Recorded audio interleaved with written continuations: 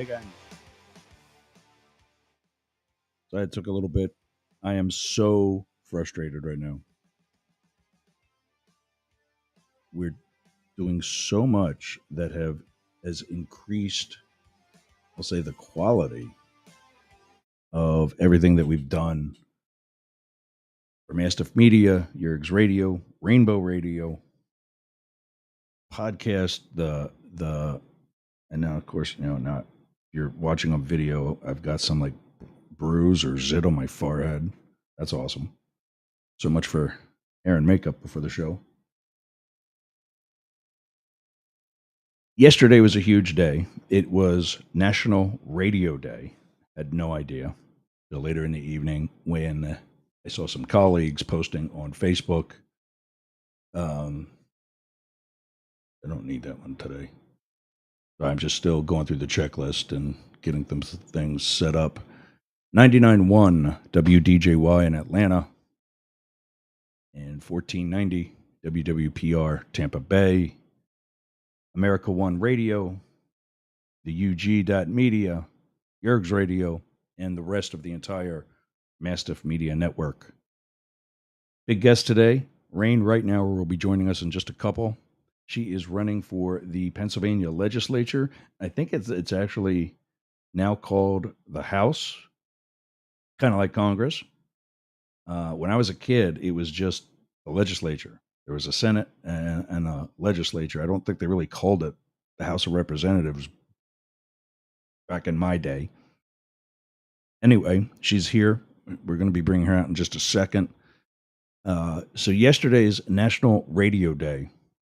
Some new equipment. If you're on video and you're seeing perhaps, and you see me make turn just to adjust my mic a little bit, you don't hear it like you did on the other boom. Brand new radio station mic. We're not doing the podcast toys anymore. And I actually hear myself in real time. I can hear myself in the headphones, unlike the USB connection. And I've got two monitors set up differently. They're now on top of each other. So I have that quick camera adjustment got you drunk. The other two are still over to my left, the way they used to be, always have been since we've been in this rendition of the doghouse. They will be right behind that camera, also in landscape and on top of each other. So I can see out the door, see if the dog needs to go out or come back in. Big deal is that it was National Radio Day, and here I am getting one step further for a lot of the promos we're doing to expand the entire network and start pitching to smaller stations like, up in Brooksville, down in Sarasota, and even back home in like Reading, Pennsylvania. Pottstown, Boyertown has a station. It's like a Christian station, I think. But yeah, we're trying to bring local news back to local communities. Now, that sounds pretty spread out. I know. And Atlanta, by the way, is another one.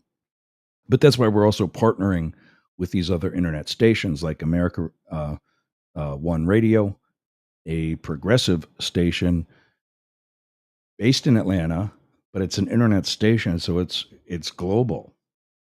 I saw one of the groups I'm in on Facebook. This guy critiquing all of us and laughing at all of us for claiming that we're a global station because we're on the internet. Like, well, yeah, I got people. I check my demographics or whatever, analytics. I got people listening to me in Russia. I, I have no idea why, but they are. So welcome aboard. You want to learn the truth? This is where you come, regardless of the country. So before we get into Rain, we're actually going to quickly talk about her. Also a dog lover. We like that. But we're doing these series of interviews, Rain being one of them, and her opponent being another, if he steps up to it. Apparently, he's a Trump follower. Hello. And bringing us back to you in the local communities. I just did what's called an air check. It's like your demo tape as a disc jockey. And the story that I did is how later this month, in fact, it's next week, WCBS, one of the oldest, most historic stations in radio, which is global, is closing because they don't have the listenership anymore. And we kind of looked into it. I think I see some of the mistakes they're making. I'm seeing some other stations on the market for sale. And as you know, that's one of the things we're looking into buying. So obviously, hopefully, that's not going to be a bad idea. And yet we got the morning toast coming in a second. But with that going away, I've noticed just in my own hometown, and we'll be able to talk about this with Rain because that's where she's from too, not too far away from Boyertown. We followed essentially 4 major newspapers. My own hometown had a weekly called the Boyertown Times. I think they kind of sort of did a daily too, but it wasn't a big deal.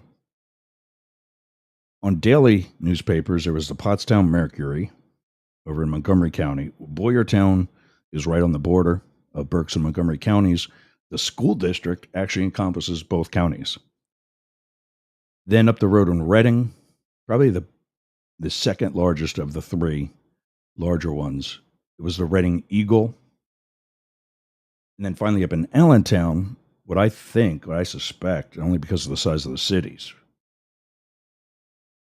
was the Morning Call in Allentown, Pennsylvania.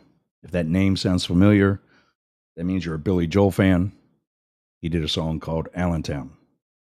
If Reading sounds familiar, it means you've played the game Monopoly, on which are 3 railroads, one of which is the Reading Railroad. You might not be thinking Reading because it's spelled reading, as in reading a book, but it's actually pronounced Reading. I think it's British, actually, because there's a Reading in the UK. And those are the 3 big newspapers, in addition to our hometown paper being the 4th. They're all the same paper now. There's no local news. It's all been bought up by a conglomerate. We get to think we still have a local newspaper, the Pottstown Mercury, which, go figure, used to be in Pottstown, is now down in Eagle, Pennsylvania, I think it is, which isn't even Montgomery County anymore. It's Chester, I think. Yeah, I was looking at this last week, and I noticed it's no longer in Pottstown. They had a nice building. The Reading Eagle used to own WEEU, one of the stations we're going to try to apply to, which was bought out by a husband-wife team that has, I think they've got 3 stations in the area, EEU being one of them. And their mission is to continue local news to local communities, as opposed to your local news being, in that case, the Philadelphia market, which is an hour or more drive away. They don't cover anything in your area unless it's a big story. Same thing down here in Tampa. There's no real local coverage. We're kind of keeping this close to the vest because it is kind of sort of proprietary. But we want to get a jump on what we think might help bring that local coverage back with the necessary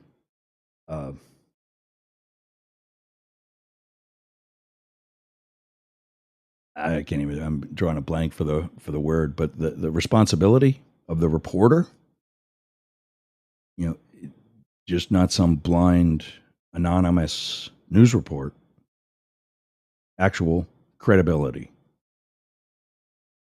And so that's what's coming. National Radio Day. This went up. That camera is now on a desk because, as I was telling Rain before we came on the air, in addition to building this monitor rack that my 2 extra large monitors now sit on, the Varipole that went across the ceiling from wall to wall, holding about not quite $2,000 worth of radios, yeah, of camera and 3 lights that usually lit me up. It's why I'm a little darker today. But if I got to hide a zit on my forehead, then because it's kind of necessary. That camera's on a tripod. It's the only one I've got today. The one that's usually over there, doing the bigger, side view area shot, is in a drawer.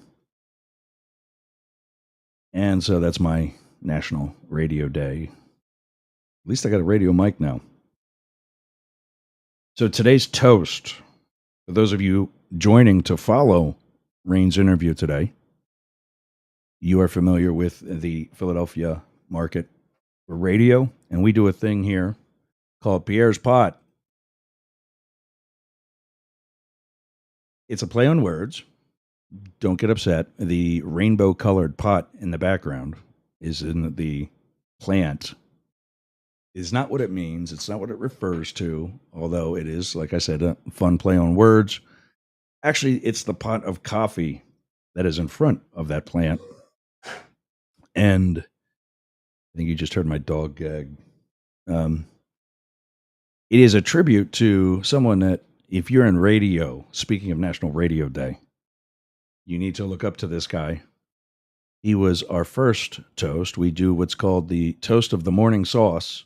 That is coffee. It's a bit I totally stole from 93.3 WMMR's Pierre Robert. Came to the Philly area back in the early 80s when he left radio in the San Francisco area. A friend of his needed a ride across the country to go to college. So he said, hop in. And he, his friend, and Minerva, the Volkswagen bus, drove across the country, and he dropped off his friend, having just left his job in radio. He had nothing to do. Put in a tape to WMMR, was turned down. Gave him another call, and said, I really want to try this out, let me know what you need. Goes to a palm reader or some sort of psychic medium who tells him, you need to get home. You're going to get a letter.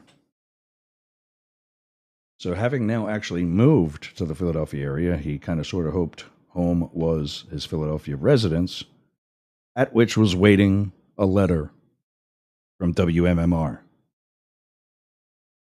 The rest is literally history. He's been there since 1981. More than 40 years in radio. All at virtually one station. The station in San Francisco was playing progressive rock, which for the late 70s, early 80s, that was hip. It changed its format. And I don't even know what this is, but it changed its format to urban, country, and western. Like instead of riding a horse, you ride a Harley? I don't know what that is, but urban, country, and western. He changed his name to be a part of that because he didn't want Pierre Robert, the rock guy, being country boy. But the rest happened. And ever since, he just signed another contract for an extension. The guy's 69 years old. And he did a bit when I used to listen to him, called The Morning Toast or something like that, where he highlights a person, tells their story. And we're going to tell that story for the rest of the show. And it's a toast to that person, but instead of alcohol, it's coffee. And hence the actual pot on the graphic on the screen that we're talking about right now. So today's toast in her direction is to Rain Reitnauer, our guest. And let's bring her out now. There we go. Hey there. Thank you. Welcome. I'll toast back with my water. Yeah, I was going to say I should go too. So what we did last year in my own hometown, in Boyertown, there was the really pseudo contentious race for the school board.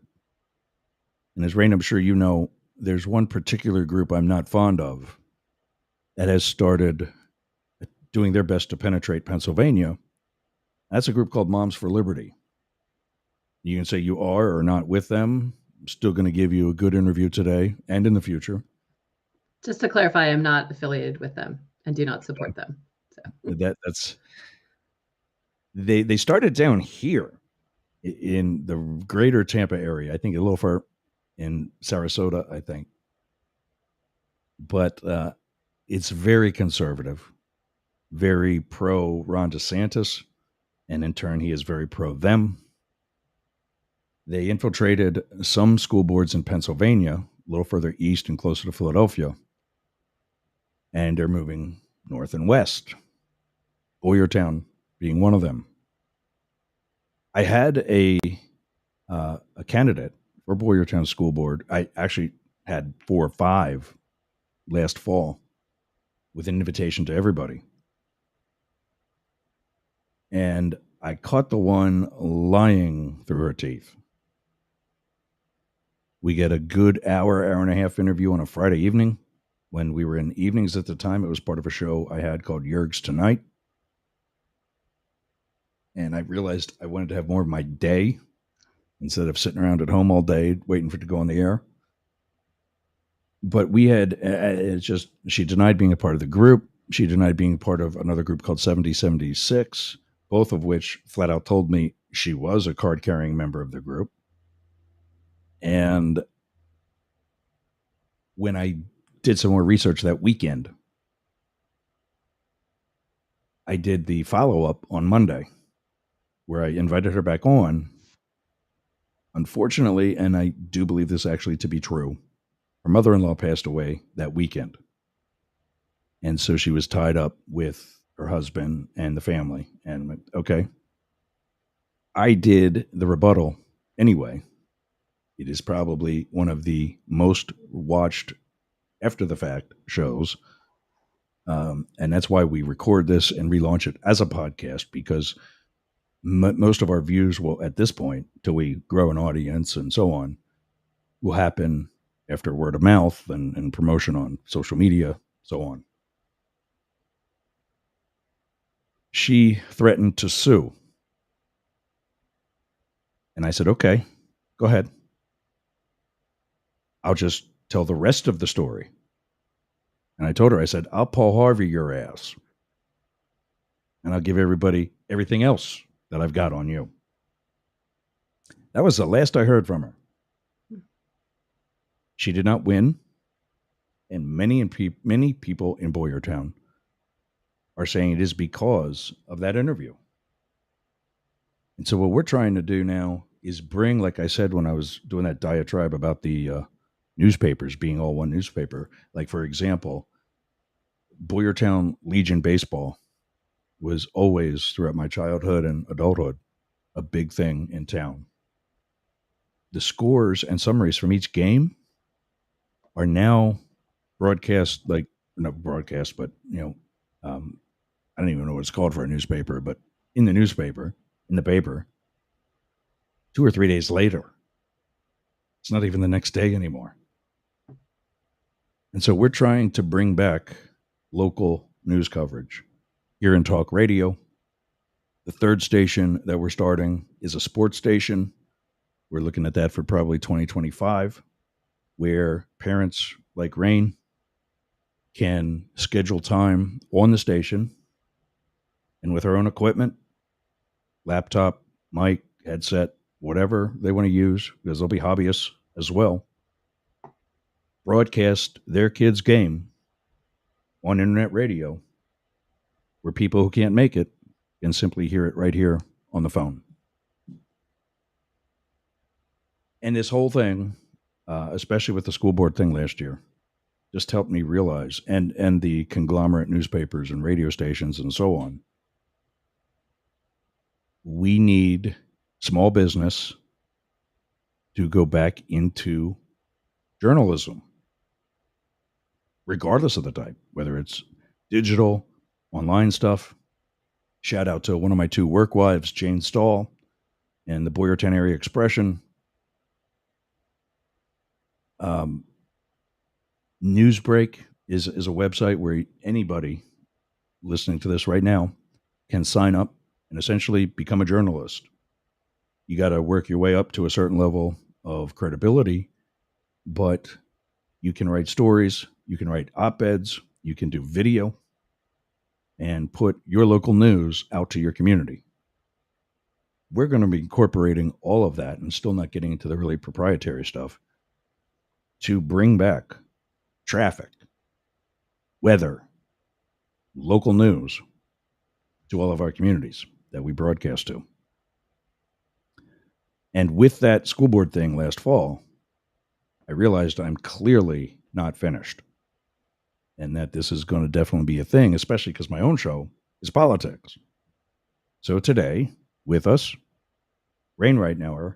Now, help me with the names.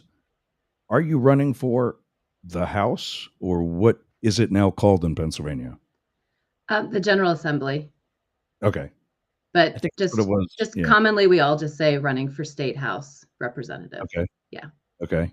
Yeah, because there's actually some states that are now calling it the Senate and the House that didn't used to do that. And I thought Boyertown. I thought Harrisburg had made some similar change. So you've got an opponent. Yes. We all know he's a big hunter. Mm-hmm. And that's it.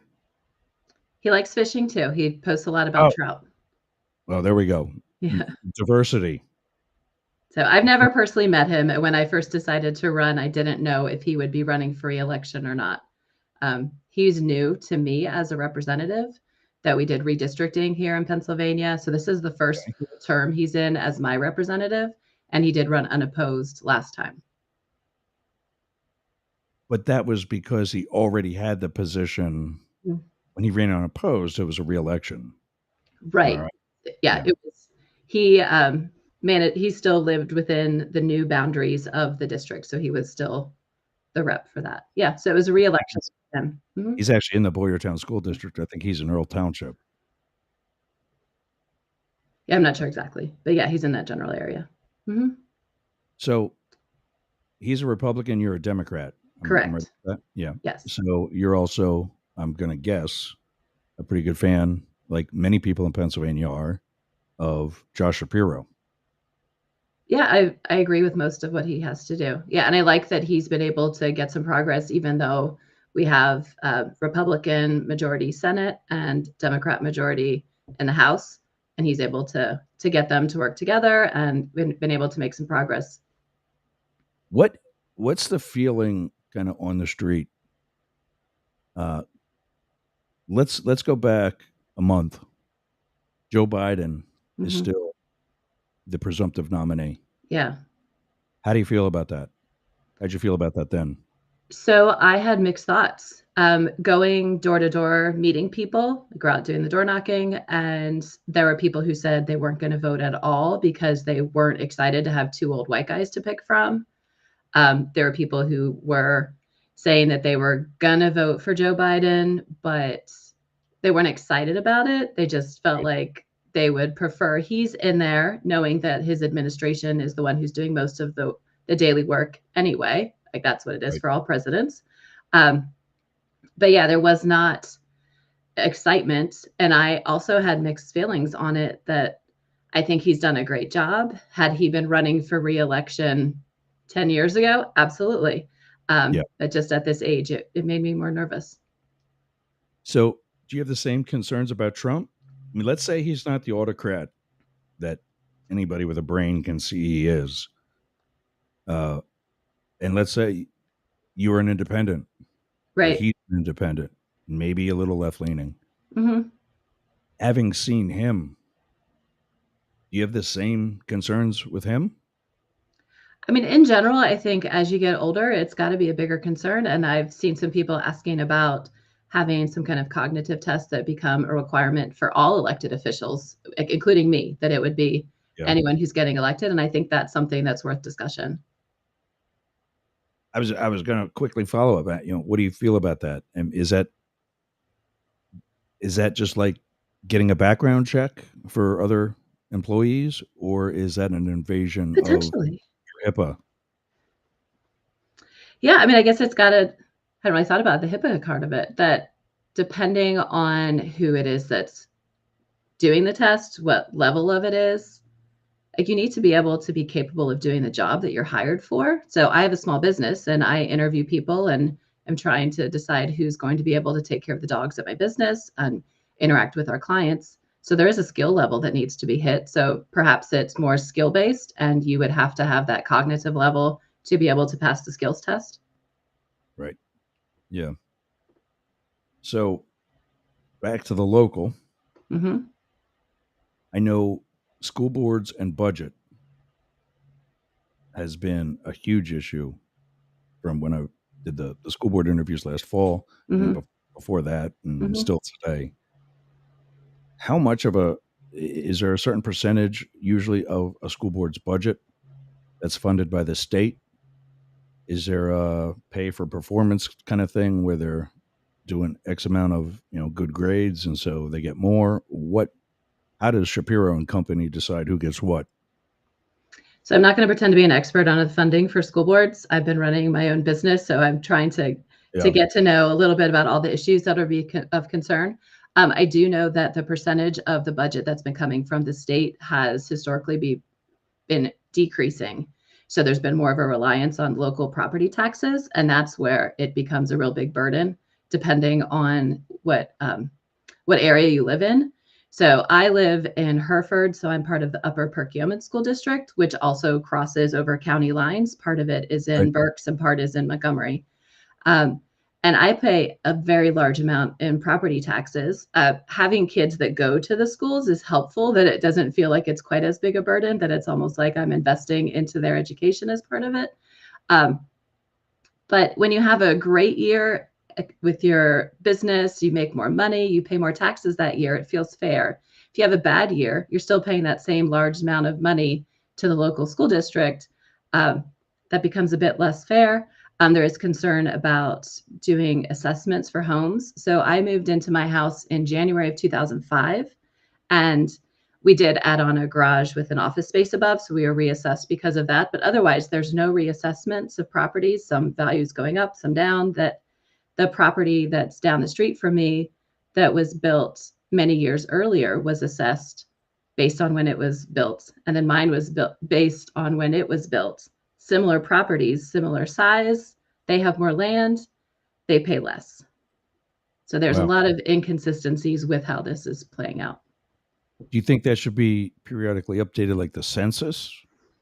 I think Or so. And there's some concern that there'll be seniors who are on limited income, that that's going to affect theirs. But I'd be perfectly fine with at a certain age, you don't get increases to your county taxes or your property taxes. that had been an issue Mhm. with regards to the relationship to school boards, is that here's grandma and grandpa, their kids are gone, their kids' are gone, and they're still supporting a school system that doesn't support them. Mm. What is there like a, you said like perhaps a cap or even a reduction at a certain point? What do you think is the best approach for that? So I used to live in Virginia. My dad was in submarines, so I moved around a lot growing up, and after college Okay. ended up in Northern Virginia. So as a property owner there, we did have taxes that were paid to the local jurisdiction that covered roads and police force and fire departments and that kind of thing. And the majority of the funding for the schools did not come through our property taxes. That was done in a different way. So I'm not sure what the right answer is. There's lots of things that have been proposed. I know that in this latest budget, there was a fix that's supposed to be in, I think it was like 7 years worth of funding is figured out there. And a lot of the local school districts are receiving a lot more money next time, but we haven't gotten rid of the property tax yet. There's got to be a more equitable way to do that. And if it ends up being that there's something with corporate taxes that changes, if the money that's coming in from fracking, some of that's redirected towards schools. There had been talk of lottery money, sports betting, any of those kind of things going in towards paying for schools. that should all be under consideration. How about just the overall issue of the taxing in general? In that, and I'm not opposed to paying taxes, but I am opposed to paying taxes twice or three times. Yeah, you pay on the money as you earn it, and then you pay again as you spend it, and then Yeah. on the value of the item you have after. Yeah. What about that redundancy? Is there anything at a state level that can be wrenched on? I also am okay with paying taxes that are going towards things. I like roads that are paved. I like my kids to get an education. I like to know there's a police force. Um, that's when I can't say that I know what the solution is yet, but I'm open to discussing it. Yeah. And that's probably the biggest key is that willingness as opposed to coming in and saying, I got the solution for everything. Just listen to me and Yeah, I'll because get this done. I've learned there's so much nuance to almost every issue that think you're like, oh, we'll just charge a little more for this to cover the cost of this. And then it turns out that that takes money away from a different program. And it just, everything interacts with each other so much and has such a great impact. It's hard to say that just check this one box and we're going to fix this problem. Yeah. So I want to show everybody your website. I think I should probably go to that tab. There we go. So that's Hereford. I'm not sure where in Berks County that picture is taken. I had a volunteer who created the website for me. Gotcha. But it feels very Berks County. And I Oh. realized as you're asking, I didn't ask her where that picture is. Yeah. No. But yeah, we've got lots of rolling hills and lots of farmland, lots of open space here. Yeah. And are you losing that to development, or is family farm still a local business? There still is a lot of farms. I've been going to the local municipalities for their monthly Board of Supervisors meetings. And I was just at one this week where they were going through the process to preserve another big chunk of land. The person who owns the property wants to go ahead and have it preserved into perpetuity. So it can only ever be one person or one family that lives there. It can't be subdivided or developed. So there's been a lot of those properties that are being protected. I know here in Hereford Township that there are restrictions to how many residences can be on a plot of land, and if you want to open a business. I specifically looked for dog businesses because that's what I ended up opening. I had to find a property that was on at least 5 acres. The building on the property had to be so many 100 feet away from any barrier. So there are a lot of the local municipalities that are really trying to limit development. Nice. And is that who we were talking about before we went on the air? Oh, that's Trace. Yes, he is my Beagle Staffordshire Terrier boxer mix. Yep. And Nice. those who haven't met me yet, I have him on my arm. Oh yeah, so he's representing. He's one of many dogs that I've had. I have 4 now, but he's the Beagle mix. That's my favorite. And do you do like a spa hotel, or what is the whole? Yeah, so my business is called Cold Nose Lodge, and it was originally started to meet the needs of dogs who were otherwise going to end up in shelters. So lack of training and lack of exercise are the 2 biggest things that I saw back when I worked in an animal shelter. And so training and daycare are the 2 parts that should be the biggest, but daycare and boarding are the 2 that are the biggest. And training, we're hoping to continue to grow. I also have, some grooming services in a store. And we recently did a big grand opening for an addition that we put on. Nice. Yeah. So it's been going for 16 years, and my staff is amazing, and they've been able to give me some more free time. And so I saw this need in the community now and decided to put my hat in the ring for the seat. Yeah. So speaking of that free time, let's go back to those meetings you said you're attending. Yeah. You're attending township meetings as a candidate, not as the actual representative to Harrisburg. Right, because if I should get elected, I need to know what's going on with the community, because my goal would be to truly represent my community, that I want us to be working together, and I need to know what's going on. So I've now hit 14 out of 19 municipalities. I'll be going to number 15 tomorrow night, and I should be able to get the last 4 between now and November. And I don't go there to promote my candidacy. I do introduce myself so they know who's this person that's joined them, because I don't always know somebody that's at the meeting. But it's just, I'm Rain Reitenour, I'm running for state representative, and I'm here to learn about the concerns of the community. And if anyone would like to reach out after the meeting, I'll be here to talk. And that's it. And point of that question being, do we know if David's doing that, the actual representative to Harrisburg? I have not heard that he's been to any of the meetings, so I can't say he's not, but I have not seen him at any. And I do know that at least 2 have said he's definitely not been there. Okay. So give me that number again. Out of how many? You've been to how many? I've been to 14 now out of 19. The townships and boroughs that are within the 130th, there's 19 of them. Right. And in what kind of a period of time did it take you to hit those 14? I think I went to my first one either April or May. Wow. So definitely after February, that's when we did the petition signing. And at least then 2 a month is what you're averaging by and large. Yeah, and some of the challenges are there's 5 of them that are on the exact same cycle. They meet the first Monday of the month. So that's been a challenge that even though I had the ability to go to more, they were at the same time. Right. Yeah. So I'm going down your the priorities. Does Pennsylvania have its own version of Obamacare? He made a joke about that last night, that now that it's successful, nobody calls it Obamacare anymore. Oh, yeah, I heard that. Yeah. But it's back to ACA. Yeah. Yeah. Is there a Pennsylvania version of that, or are you just focusing on people getting the access to the Affordable Care Act? So mine is about getting access to healthcare in general. So that would include not restricting access to reproductive care.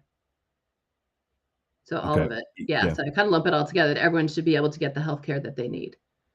Yeah. So we have CHIP that is for children. And then we don't officially have an Obamacare version for Pennsylvania. Okay. But I know that I don't provide healthcare for my employees. I've looked into it. I don't have enough who want to sign up.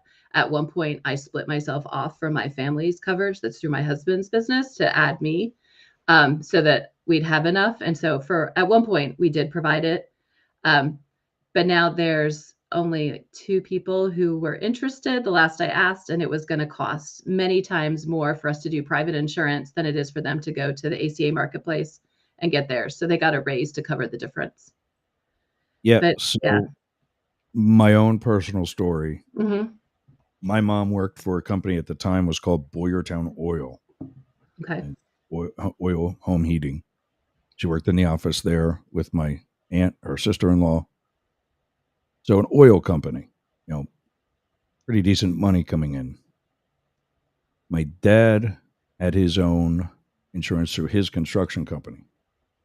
Separate policies, separate coverage, separate bills, X amount of dollars times 2. They get one policy under the Affordable Care Act. They now both have better coverage than what they used to have. It's now on one bill, and it's combined less than what they were paying individually. Yeah. So that's a story, I think, that's not being told enough. And that in your case, you're giving raises to employees because they can find better coverage elsewhere than would you be able to provide.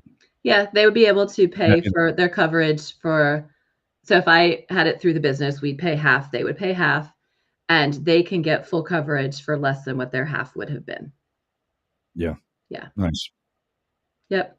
And then another healthcare example I have, my mom has like the Cadillac of health insurance.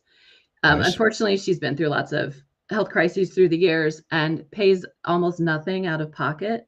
So because she was a military spouse for long enough that she continues to have that coverage. And it's funny that she will make comments about people getting coverage, like, what do they do to deserve it? Like, it doesn't matter what someone does to deserve it. They exist in this country. We should be taking care of them. Right. And But yeah, as a former military spouse, especially from one who retired back in the 90s, ICU care, $0 out of pocket. Like, it's so nice to know that she is Wow. not a healthcare crisis away from bankruptcy, that she's Right. okay. Like, no matter what happens, she's covered. And I'd love for us to find a way to at least do that for our seniors. That would be Yeah. great to be able to have it at that level. And, maybe we even start it at let's start it at 80.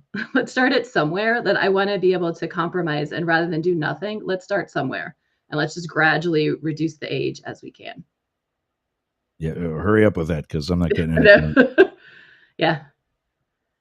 So next up is preserving the environment. We actually talked about that in that there's different townships that are doing various things to require certain plots of land stay the size that they are. Yeah. What about other? Do you have other environmental concerns as well? That's a part of that. Yeah, so I did a tour at East Pan Manufacturing, which is one of the biggest industries in the county. They make Deca batteries. And Okay. so I got to go out and meet their executive team and take a tour of one of the buildings. And they shared a lot about what they're trying to do as they're manufacturing. They're doing regular testing to be sure that there's nothing that is impacting the environment around their plant. But then also just the investment into better battery technology would then allow us to make solar more efficient. Like, imagine if you could have decent sized battery at your house, that you could have a couple solar panels on your roof that charge up the battery. So then you have access to that power even when the sun's not up. Make geothermal more and better. That's why more better. That's horrible English. I'm so embarrassed. That's all um, right. yeah. So to make all that more efficient as well. So I think battery technology is a great thing. Yeah. Okay. So what about then? I know one of Pennsylvania's biggest industries is automotive oil. Quaker State, Pennzoil, they're all from like the northern parts of Pennsylvania. Has that been an issue at all? So I haven't heard many people discussing that. So people tend to go with the discussion of how fracking impacts the environment, that it's a little less impactful directly in the 130th because that's not going on here. So I've been focused mostly on the issues that are directly impacting this smaller region. Um, I think that there's a push to jump like straight to all electric cars, and I think we need to slow that down a little bit. And because people get to where you push them too fast, then they're going to just stay away from it completely. So Yeah. I think in general with fossil fuels that we should be making our way away from that as much as we can, but we need to go at a rate that our communities are comfortable with, and don't push until people are ready, and just continue to educate and make that technology better. So I know you're close enough to be affected by it should something bad happen. Mm. What are your thoughts, or what have your findings, or what have the opinions been about nuclear energy? So, growing up as the daughter of somebody who was on nuclear submarines, I learned a lot about nuclear stuff when I was Yeah. growing up. I still remember seeing the nuclear plant and talking about the smoke that was coming from it, and was very, very quickly, no, that's steam. When it's smoke, Yeah. it's I was gonna bad. say When it's steam. steam, yeah, Yeah. steam, okay. In general, I think nuclear is a great way for us to be providing energy. That statistically, it's very safe. Right. Yeah. And I've even seen, and I've seen like actual, I've seen discussion on nuclear powered cars, Well, I haven't heard that one yet. and that, if they get an accident because of the containment, Yeah, it's got to be a disastrous accident yeah. for it to be exposed. Yeah, Yeah. so maybe that's not the plan for now, that maybe somehow, though, just to continue to improve with just electric cars, and perhaps the electricity that gets to the car comes from a very well-run nuclear plant instead. Yeah. Equitable school. Yeah. I'm still getting used to hearing myself in the earphones. Equitable school funding. Yeah, so we touched on that some, that's really that Right. different regions, depending on the value of the properties and the income of the people who live there, really affects the education that the students can get, and that's been found unconstitutional. That funding strategy. So that's what's going through. And it was kind of the first stopgap that went through the budget this year. So I'd just like us to continue to make sure that all students are getting the same education, no matter what neighborhood they come from. So, what about? I guess it kind of sort of answers my next or follow up question. Mhm. What about a school like? And again, I know this is probably out of your district, but you're familiar enough with it. Wilson, Reading, Boyertown, Mm-hmm. which are historically large school districts, versus Ole, Mm-hmm. Fleetwood. You know, Yeah, Upper Perk is a very small district too. Yeah. yeah. So is it a per capita or like per student? How do we define equitable? When Yeah. we're So talking, I think per student, but then there could be something that the infrastructure, there might be a separate line for infrastructure versus teachers and student services. And so in Virginia, so I went to high school in Newport News, Virginia. There were 4 high schools, I believe, in the school district at that time. And I think it's 5 now, maybe 6. The district has grown. And it's an entire city. There's, 100,000 plus people, and it's all one school district. And I don't know how this would actually play out, but there had been discussion at some point, and I know that Bethlehem Area School District, it combined some smaller school districts way before I lived here.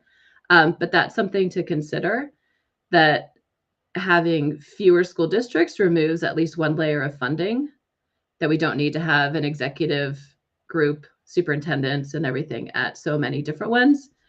There is the disadvantage that it's less of that community control. So I don't know exactly how that play out, but there are so many more school districts in smaller regions here.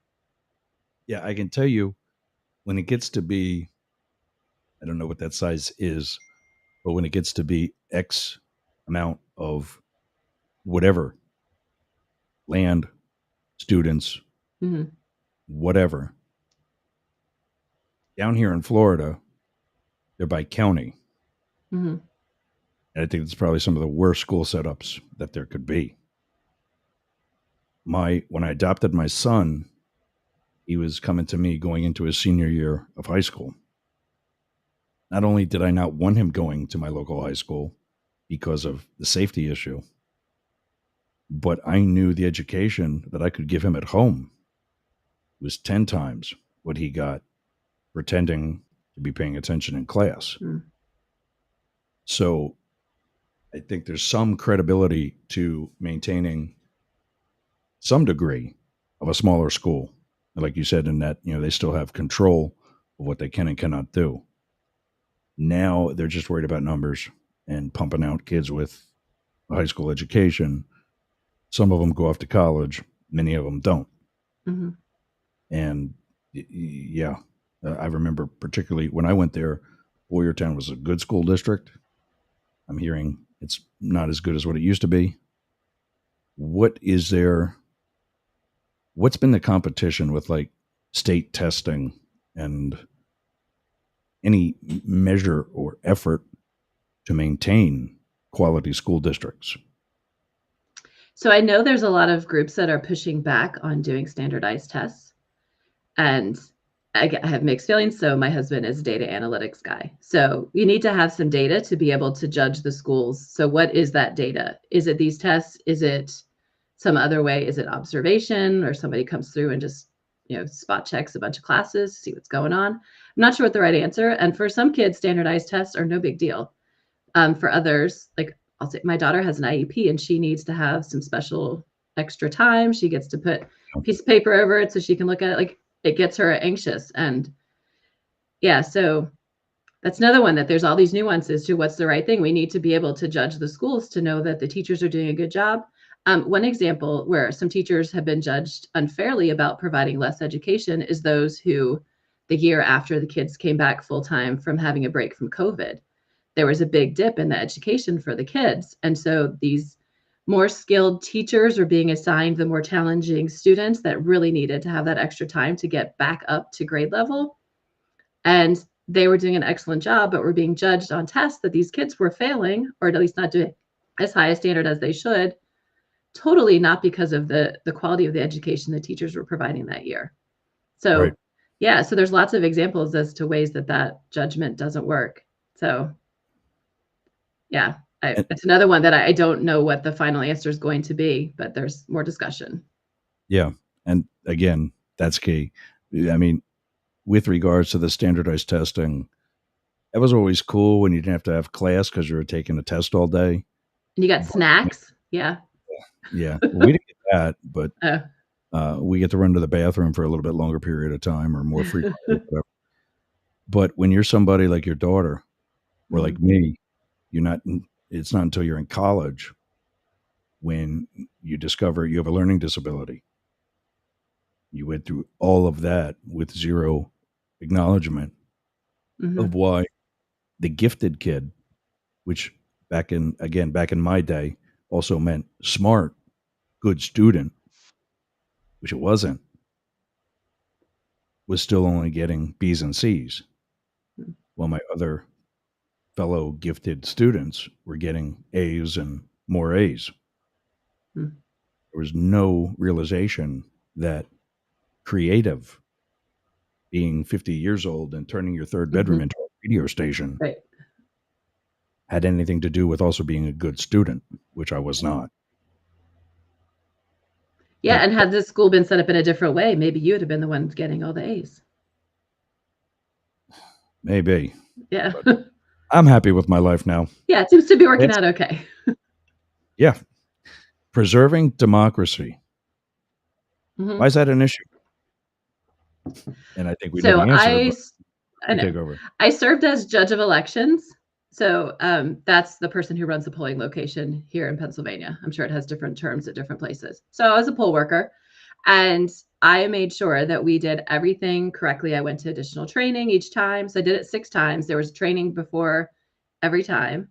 And we had so many checks and balances to things to make sure things are okay. Somebody who was a brand new first time voter at all showed their ID. They were first time at that polling location, they show their ID. You're a repeat voter, you've been there many times, you're not required to show your ID at that point, but you are required to sign your name and it has to match.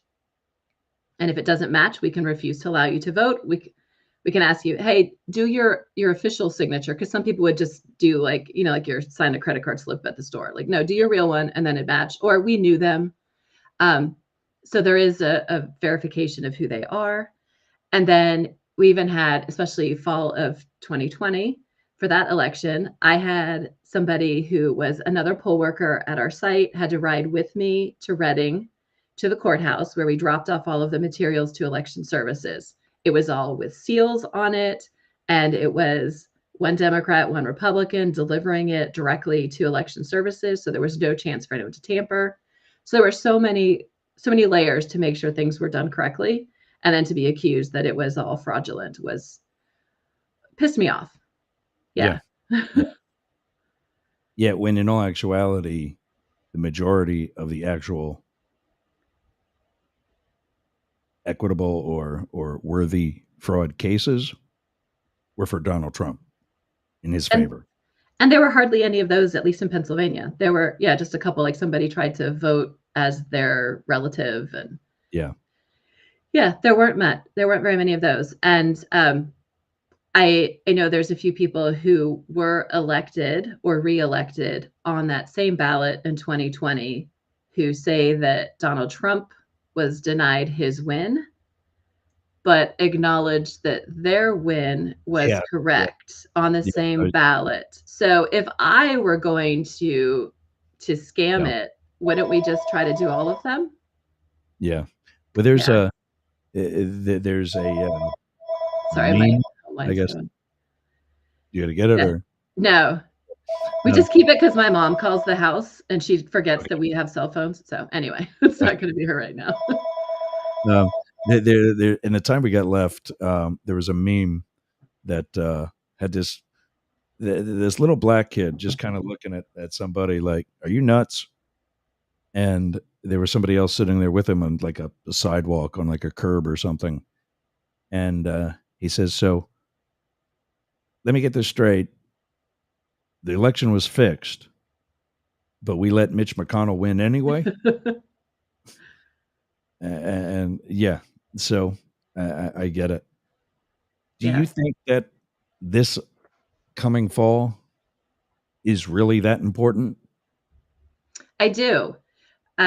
So, for example, the attack on the Capitol on Yeah. January 6th, that was with very little planning.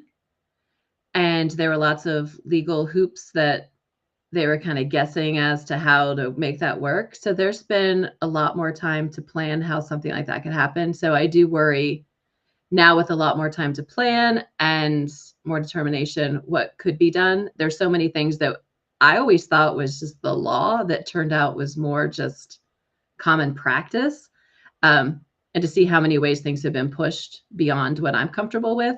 Yeah, I worry about what more will happen if Donald Trump is reelected. Um, yeah, so that makes me feel like the state house is even more important, that at least we have protection here in Pennsylvania. We want to be sure we're keeping our community safe and protecting our freedoms, but also protecting our democracy. Yeah.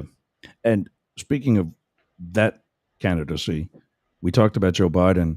How are you Mhm. feeling now with Kamala Harris and Tim Walz? I feel really great about them. So I already, that kind of less enthusiasm for Joe Biden that I had before. My assumption was that at some point during that term, she would be taking over anyway. So in my mind, that wasn't a real big switch. Um, but Tim Walz, I was really excited for. I think, especially the 130th, he seems like he would really connect well.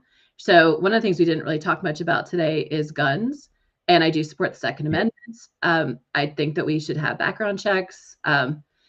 Another one of those gray areas is red flag laws, that somebody who shouldn't continue to have a gun, where's that line? We wouldn't want to take away from somebody just because their girlfriend accused them of abuse that didn't happen and they lose their gun forever. Like I've heard those stories and I understand we need to I was make in sure law it's enforcement. clear. Like, I was in law enforcement for 23 years. All I have to do was get arrested for domestic violence, and I was mhm. out of a job. Yeah, so we want to make sure that we don't have anything that's too extreme, but we want to be sure that we're being safe. So I'm for gun safety, and Well, I see that Tim definitely. Walz is as well. That he supports gay Yeah. rights, he supports women's access to healthcare, but he also goes hunting. I heard he was the number one sharpshooter for a competition in Congress when he was there. So I feel Nice. like he would fit in well in our community. That he's got the personal freedoms, but yeah. Anyway, yes. What were you gonna say? Yeah, well, we're about to get cut off in Atlanta and Uh-huh. London and the other station in Atlanta. Rain right now. Thank you for joining us. To be clear, David Maloney was also invited numerous times. As we say in government report writing, those efforts met with negative results. Mm, We have not heard back. We have called back again, and we still invite him to appear here on Up the Middle, as well as you, Rain, coming back so we can talk about those other issues we didn't get to today. sounds good. Rain right now, thank you very much, and best to you in November. All right. Thank you so much for having me. I really appreciate it. Likewise, thanks for coming. All right, everybody, we already did just lose Atlanta, and I think actually London stays with us, but that is it for today. Rain right now, you can learn more about her at the site that we were looking at. Right now, again, that's spelled REITNAUER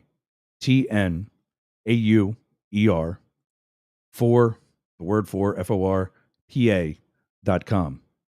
You know what? I actually had it. This is why I need a producer. There we go on the screen.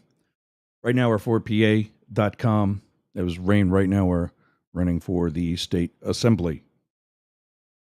That's it. Tomorrow we'll be back again. Another toast. We didn't get to it today, obviously, but we'll be talking about the Democratic National Convention that's been going this week. I got phone calls coming in finally, but for me, not for the show. We'll see you again tomorrow, 11 Eastern, 4 p.m. London time, 10 a.m. Chicago time. You've been Up the Middle. This has been with Mastiff Media. Thanks for joining us.